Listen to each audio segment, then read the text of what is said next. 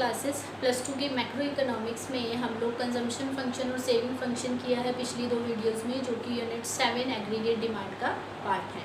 तो आज हम सीखेंगे कि हमने सेविंग कर्व को या सेविंग फंक्शन को किस तरह से कंजम्पशन फंक्शन की हेल्प से डिराइव कर सकते हैं।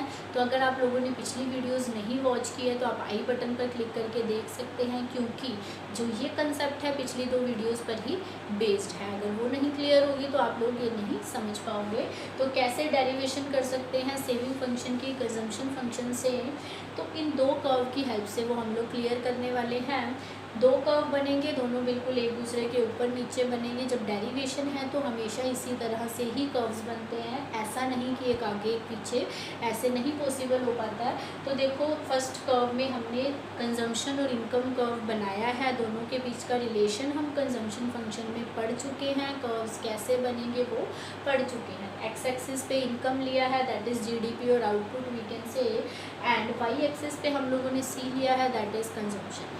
तो इनकम कर्व हमने बनाया है जो कि ओरिजिन से हमेशा स्टार्ट होता है, अपवर्ड स्लोपिंग होता है, क्योंकि हम लोग सपोज करते हैं कि जो हमारी एग्रीगेट सप्लाई है that is access capacity, economy के अंदर एक्सेस कैपेसिटी है, इसीलिए ये अपवर्ड स्लोपिंग रहता है और ओरिजिन से स्टार्ट होता है। और कंजम्पशन कर्व जो है it starts from Y axis, positive Y axis से स्टार्ट होगा, ये भी अपवर्ड स्लोपिंग ही रहता है, बढ़ता जाता है।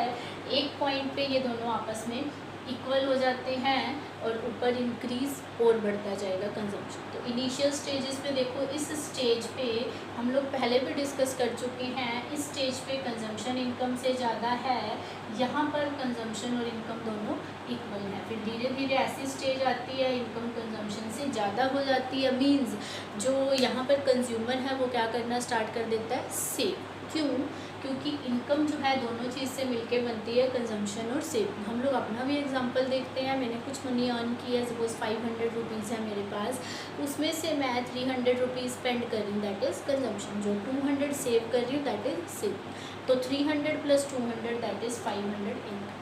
तो वही चीज़ है। अब कर्व देखो, हम लोगों ने इनकम कर्व बना लिया है, कंजम्पशन कर्व बना लिया, जहाँ भी ये दोनों आपस में कट करते हैं this is break even, this is break even point. और जहाँ पर ये हम लोगों ने कल भी डिस्कस किया था, जब इनकम और कंजम्पशन दोनों इक्वल हो जाती है, सेविंग ज़ीरो रहती है। जब कंजम्पशन इनकम से ज़्यादा है, यहाँ पर सेविंग क्या होती है, नेगेटिव। इसी की हेल्प से ही हम नीचे वाला कर्व डिराइव करेंगे, सेविंग फंक्शन डिराइव करेंगे। जब ये दोनों इक्वल हैं तो सेविंग ज़ीरो, जब इनकम कंजम्पशन से ज़्यादा है तो सेविंग पॉजिटिव कुछ ना कुछ होगी। तो अब देखो इसी की हेल्प से नीचे सेविंग कर्व डिराइव कर रहे हैं। फर्स्ट ऑफ ऑल क्या करेंगे, जहाँ पे दोनों आपस में कट कर रहे हैं, यहाँ से एक लाइन ड्रॉ करते हैं हम लोग। तो क्या करेंगे, इससे पहले इस पॉइंट से पहले हमने क्या बोला, जहाँ पर इनकम और कंजम्पशन इक्वल है वहाँ पर सेविंग्स क्या होंगी, जीरो। This point is saving is zero, this is break even point. और इससे पहले हमारी जो सेविंग्स है दैट इज़ नेगेटिव।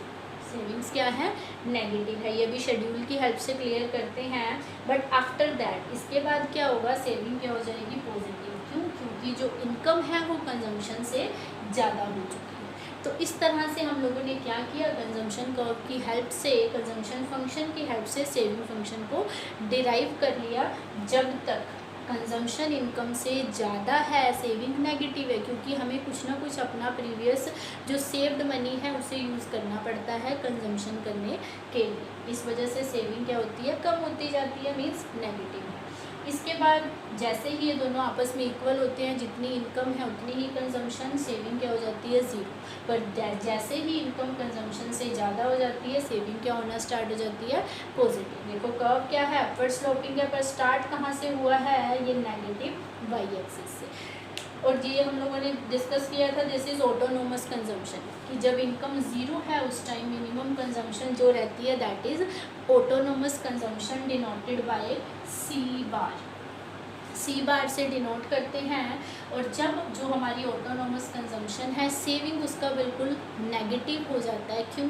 क्योंकि उस केस में मेरे पास कुछ भी इनकम नहीं है, मैंने पूरा का पूरा पिछला सेविंग्स यूज़ कर लिया, 20 का 20, जो ये 20 यूज़ किया है ये प्रीवियस सेविंग्स यूज़ की है। और ये अगर हम फॉर्मूले की हेल्प से फाइंड आउट करते हैं तो income is equal to consumption plus saving. Saving क्या हो जाएगी, income minus consumption. Income 0 minus consumption -20 that is -20। अब देखो सेकंड स्टेप पे जब इनकम इंक्रीज हुई, कंजम्पशन 60 है, सेविंग कितनी हुई 50 माइनस 60 -10। ये अभी भी हम इसी स्टेज में हैं।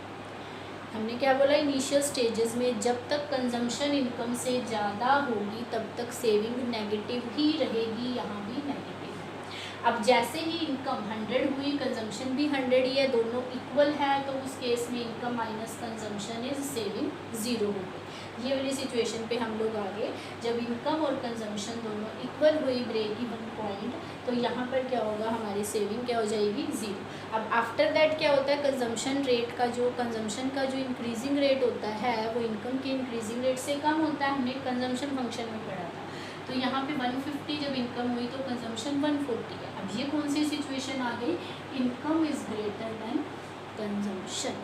इस सिचुएशन में इनकम क्या है, कंजम्पशन से ज़्यादा है, तो यहाँ पे क्या होगा, कुछ सेव कर लेगा consumer, means income minus consumption. 150 minus 140 10, तो यहाँ पे सेविंग क्या होगी है, पॉजिटिव। तो इसी वजह से हम लोग कंजम्पशन फंक्शन से सेविंग फंक्शन को डिराइव कर सकते हैं, क्योंकि जो हमारी कंजम्पशन है वो भी इनकम से रिलेटेड है और सेविंग भी इनकम से रिलेटेड है, दोनों आपस में इनकम से रिलेटेड है, इसलिए दोनों आपस में भी रिलेट कर जाती हैं।